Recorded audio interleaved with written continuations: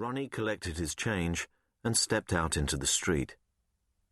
Donald Hatcook's office was on the 87th floor of the South Tower of the World Trade Center. It was 8:47 a.m. on the morning of September the 11th, 2001. October 2007. Abby Dawson had chosen this flat because it felt secure.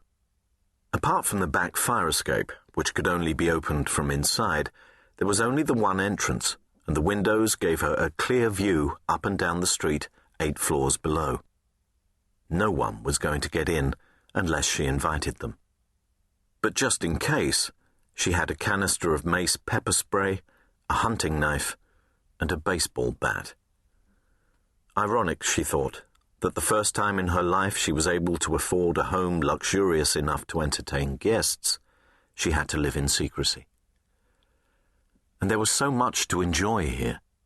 On fine days the sun streamed in, and on blustery days, like today, when she opened a window she could taste the salt on the air and hear the gulls' cries.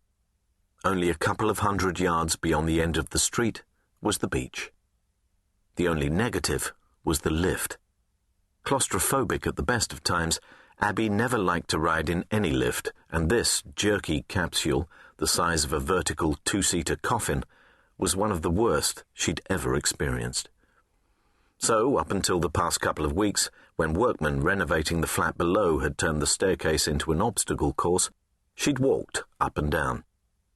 On rare occasions she encountered her neighbours, but they were mostly so old they never went out much.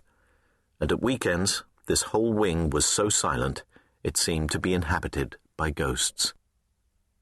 In a way, she was a ghost too. Only leaving her lair after dark, her blonde hair cropped short and dyed black, sunglasses on her face, jacket collar turned up.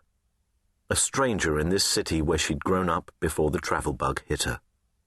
Now she was back, a fugitive, in hiding. Not even her own mother knew she was back in England. And goddammit, she was scared. She'd come back to Brighton because, and Dave had agreed, this was the one place he wouldn't dare show his face. But she couldn't be completely sure. She had another reason for coming here. Her mother's condition was getting worse, and she needed to find her a well-run nursing home where she could have some quality of life in the remaining years. She'd already identified a beautiful home in the countryside, expensive, but she could afford to keep her mother there now. All she had to do was lie low for a little longer. Suddenly, her phone pinged.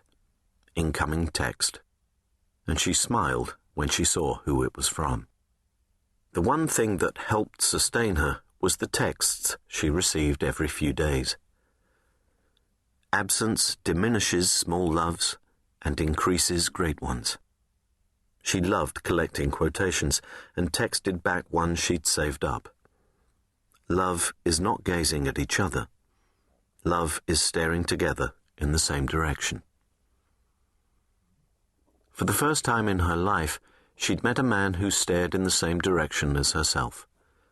Right now it was simply a name on a map, a place she went to in her dreams. But soon they'd both be going there for real. They both needed to be patient for just a little longer. Her plan tonight was to catch a film, Atonement, at the Marina Multiplex, so she crushed out her cigarette, drained her glass of Sauvignon, and began her pre-exit checks. First, the window. She peered down through the blinds at the wide Regency Terrace. It was dark enough, with a howling autumn gale blasting rain as hard as buckshot against the window panes. She knew all the cars that were regularly parked down there.